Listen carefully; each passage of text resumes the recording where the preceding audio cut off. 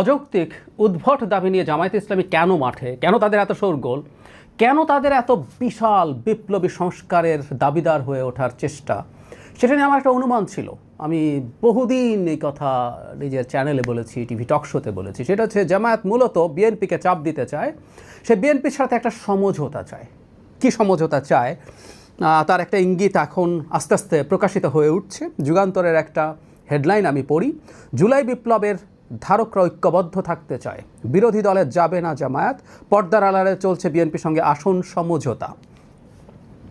BNP আসন সমঝোতা করবে জামাতের সাথে, সেটা একটু আলোচনা করতে চাই। এবং বিএনপি যদি করে, বিএনপির অত্যন্ত বড় রাজনৈতিক ভুল হতে যাচ্ছে, আমি সেটা নিয়ে কথা বলবো।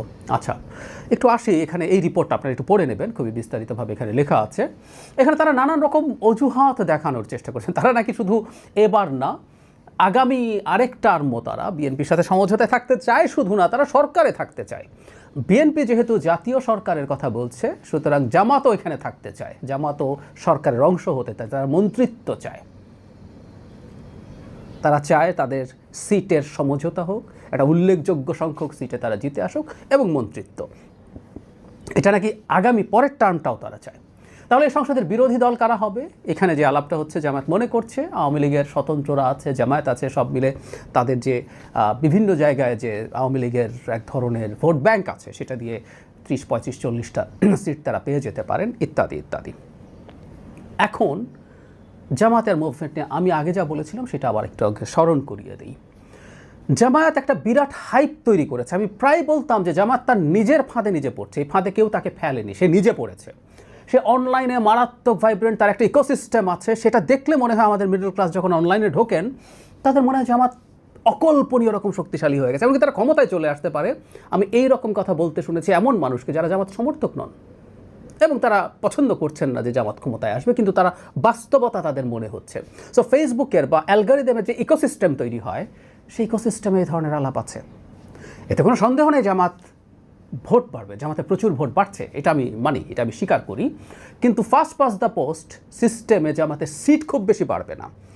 কোনো সিটে তার 25,000 ভোট যদি ডাবল হয়ে 50,000ও হয়ে যায়, ওটা একটা সিট জেতার মতো পরিস্থিতি করে না। ফলে জামাত অনেক সিট জিতে যাবে, সেটাও হবে না, ক্ষমতায় যাওয়া দূরেই থাকুক। তাহলে প্রবলেমটা কি দাঁড়ালো? একটা হাইপ তৈরি হলো, এবং আরেকটা হাইপ তৈরি হলো 4টা ছাত্র সংসদ নির্বাচনে ছাত্র শিবিরের জেতার পর। নিজেরাও সেই হাইপ তৈরি করেছে, বহু মানুষ মনে করছে জামাত ক্ষমতায় চলে আসছে। এখন সেই জামাত যদি নির্বাচনের পর দেখা যায় 20-25টা সিট পায়, 30টা সিট পায়, তো বাড়াতে কত বাড়ানো যায়? 50? যদি সাথে তার অন্যান্য ইসলামী দল থেকে সব মিলে যদি 50 সিট হয়, তাতেও বা কী হলো? যে দলটা বলছে সে ক্ষমতায় চলে আসতে পারে, সে 50 সিট পেয়েছে। 50 পায় বলে আমি মনে করি না, এটা একেবারেই স্রোতের বিপরীতে কথা। কিন্তু 50ও যদি পায়, কি দাঁড়াবে? তাহলে তার রাজনীতি কি হবে, কেমন হবে? আর 20, 25, 30 হলে তো কথাই নাই, যে জামাতের রাজনীতি শেষ হওয়ার মুখোমুখি হয়ে যাবে। যে এত অসাধারণ সময় পাওয়ার পরও, মানে ইতিহাসে জামাত এর চাইতে ভালো সময় আর কাটায়নি। তারা একেবারে ফ্রিলি রাজনীতি করেছে, অনলাইন অফলাইন সব জায়গায় তারা যা ইচ্ছে তা করেছে। তারা সরকারের উপরে বিরাট প্রভাব আছে, তাদের মতো করে পদায়ন করেছে বহু জায়গায় লোকজনকে, এবং বেশিরভাগ ক্ষেত্রে বিএনপি চাইতে বেশি প্রভাবশালী তারা হয়ে উঠেছেন। তারপরও এত কম সিট যদি পায়, জামাতের রাজনীতি শেষ হয়ে যাবে। আমি এই কথাটা বারবার বলেছি, বহুদিন বলেছি। ফলে জামাত চাইবে বিএনপির সাথে আসন সমঝোতা। নট অনলি দ্যাট, জামাতের টপ লিডার্স, একেবারে তাদের প্রেসিডেন্ট থেকে শুরু করে বহু টপ লিডার্স নির্বাচনে জিতবেন না।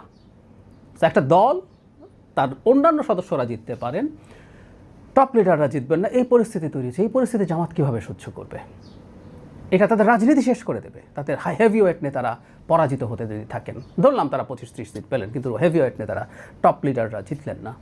ফলে জামাত আসলে বিএনপির ওপরে চাপ তৈরি করে নির্বাচন নিয়ে একটা শঙ্কা তৈরির আবহ তৈরি করছে, যাতে বিএনপি তাদের সাথে নেগোশিয়েট করে তাদেরকে সিট ছেড়ে দেয়। সিট ছেড়ে তারা একটা সম্মানজনক সিটের সংখ্যা পায়, এবং তারা যে আলোচনা করছে তারা মন্ত্রী হতে চান, এটাও তাদের ইচ্ছে বা খায়েশ আছে। যেহেতু বিএনপি জাতীয় সরকারের একটা আলাপ তুলেছে, এখন কেউ বলতেই পারে জামাত তো অভ্যুত্থানের পক্ষের শক্তি, হুইচ ইজ রাইট। তো তাদেরকে সাথে রেখে নির্বাচনের পর যে মানে সরকার গঠিত হবে সেখানে তাদের থাকা উচিত। জামাতের কৌশল আমি ধারণা করতে পারি, তারা মন্ত্রিত্ব নেবেন, যদি পান তারা সেখানে দেখানোর চেষ্টা করবেন। আগেও দুজন মন্ত্রী ছিল তাদের, তখন তাদের এখন সোশ্যাল মিডিয়ার ইকোসিস্টেম আছে, তারা বিএনপি সরকারের মধ্যে একটা সরকার দেখানোর চেষ্টা করবেন যে এটা জামাত এবং এরা এই করছে, ওই করছে, এই করছে না, ওই করছে না, তারা এত অস্বচ্ছ, এত দুর্নীতিমুক্ত ইত্যাদি ইত্যাদি। এই ন্যারেটিভ সরকারে বসে বসে, বিএনপির সরকারে বসে বসে তারা তৈরি করবেন। এটাই তাদের খায়েশ। ইনফ্যাক্ট বিএনপি এই ফাঁদে পা দেওয়া উচিত হবে কিনা, এটা ফাঁদ বলছি সত্যিকার অর্থেই। বাংলাদেশের সামনের রাজনীতিতে আমি মনে করি বিএনপির ইউএসপি যেটা হওয়া উচিত, বিএনপির মধ্যপন্থী রাজনীতি করা দরকার। মানে কেউ কেউ মধ্যপন্থী রাজনীতি করা বলতে ওই আওয়ামী লীগ হয়ে যাবে, যে না, বিএনপির আগের যে রাজনীতিটা ছিল ঠিক সেই রাজনীতিটাই করা উচিত হবে। বিএনপি মধ্যপন্থী রাজনীতি করবে, ইসলামী মূল্যবোধকে সম্মান করে। তার সাথে তো ইসলামী অন্যান্য দল আছে, সব বিএনপিকে ওই আওয়ামী লীগ হয়ে গেছে ওই ট্যাগ করাও সম্ভব হবে না। অলরেডি তাদের সাথে আছেন এবং বিএনপি সম্ভবত আসন সমঝোতায় ওই ইসলামী দলগুলোকে আসন ছাড়ছেন। সুতরাং ঠিক আগের যে রাজনীতিটা ছিল সেটা করে ফেলা এবং জামাতকে আলাদা করে দেয়া। জামাতের সাথে অন্য ইসলামী দলও যুক্ত হয়ে, যারা বাংলাদেশে মানে মোটামুটি শক্তিশালী, দুটো দল অন্তত তাদের সিগনিফিক্যান্ট নাম্বার অফ ভোটার্স আছে, জামাত আছে, ইসলামী আন্দোলন আছে, সাথে আরও কয়েকটা ইসলামী দল আছে, সব মিলে যদি তারা, তাদের ভোট ব্যাংকটা কেমন, কী পরিমাণ মানুষ এই ধরনের শাসন ব্যবস্থা চায়, সেই জিনিসগুলো বিএনপির বোঝা উচিত। এবং বিএনপির বিপরীতে একটা ডানপন্থী জোট যদি থাকে, ডান জোট যদি থাকে, সেটা বিএনপির মধ্যপন্থী রাজনীতিকে রিলেভেন্ট করে তুলবে। যে মানুষরা ধর্মীয় মূল্যবোধও ধারণ করেন, যে মানুষরা একই সাথে একটা লিবারেল সোসাইটিও চান, সেই মানুষগুলোর আশ্রয়স্থল এতদিন যেমন বিএনপি ছিল, ঠিক একই রকমভাবে বিএনপি থাকতে পারে। জামায়াতে ইসলামীকে নিজের সমঝোতায় জায়গা দিয়ে বিএনপি জাস্ট জামায়াতে ইসলামীর পারপাস সার্ভ করবে, বিএনপির কোনো লাভ হবে না। এবং জামায়াতে ইসলামীর সাথে জোটে থাকা বিএনপির জন্য একসময় চরম সংকট তৈরি করেছিল। বিএনপির এগুলো ভুলে যাওয়া উচিত হবে না। বিএনপির ঐতিহাসিক ভুল ছিল, 2001 সালে বিএনপি জামাতের সাথে জোট করেছিল। আমরা জানি যে ওই 1996 সালের একটা হিসেব ছিল যে 100-র মতো সিটে জয় পরাজয় নির্ধারিত হয়েছে খুব অল্প ভোটে, সো জামাতের সাথে জোট করলে জিতে যাওয়া যাবে। নাজিম কামরান চৌধুরীর একটা অ্যানালিসিস ছিল, তো সেটা করলো। কিন্তু এর পরবর্তীতে বিএনপি যে 1/11-র বাস্তবতা, সেই বাস্তবতা 9/11 বাস্তবতা, সন্ত্রাসের বিরুদ্ধে যুদ্ধ সো-কল্ড, এটার বাস্তবতা বুঝতে না পেরে জামাতকে ধরে রাখলো, তাতে বিএনপির ক্ষতি ছাড়া লাভ কিছু হয় নাই। আবারও জামাতকে যদি সাথে নেয়, সমঝোতা করে, বিএনপি একই রকম ভুল পথে যাবে বলে আমি বিশ্বাস করি। কারণ পৃথিবীতে 9/11-এর বাস্তবতা শেষ হয়ে গেছে বলা হয়েছিল, কিন্তু না, এটা ফেরত আসছে, কারণ অন্য ফর্মে। সারা পৃথিবীতে এখন রাইটিস্ট পলিটিক্সের জোয়ার শুরু হয়েছে, আমেরিকায়, ইউরোপে, আমাদের পাশের দেশ ভারতে, সব জায়গায়। সুতরাং কোনোভাবেই বিএনপির উচিত হবে না জামাত ইসলামীকে সাথে নেওয়া। এবং এবারই সবচেয়ে গুরুত্বপূর্ণ সময়, সবচেয়ে হাই টাইম, জামাতের আসলে শক্তি কতটা, বা বাংলাদেশে ইসলামী রাজনীতি করে ইসলামী শরিয়া কায়েম করবে বলে রাজনীতি করেন যারা, জামাত অবশ্যই ইদানিং এটা নিয়ে ফাজলামও করছেন, লুকিয়ে একে বলেন তাকে বলেন না, কানে কানে শ্রীরাধা দত্তকে বলেন, আবার প্রকাশ্যে বলেন না তারা শরিয়া করবেন না। সো কী করবেন, আমরা ধরে নিচ্ছি আপাতত তারা শরিয়া করবেন। তো এই রাজনীতির ভোট কতটুকু, এই দেশের জনগণ কতটুকু এদেরকে সমর্থন করে, এটা ভবিষ্যৎ রাজনীতির ক্যালকুলেশনের জন্য খুব জরুরি। কথার কথা, যদি দেখা যায় এটা বিরাট সমর্থন আছে, স্টিল এই বাস্তবতা আমাদের সামনে রিভিলড হওয়া দরকার আছে। সুতরাং কোনোভাবেই বিএনপির উচিত হবে না জামাতকে আসন সমঝোতায় আনা, জামাতকে বিরোধী দলে রাখার চেষ্টা করা। এবং আমি মনে করি জামাত বিরোধী দল দ্বিতীয় হবে কিনা সেই ভয়ই আসলে আছে।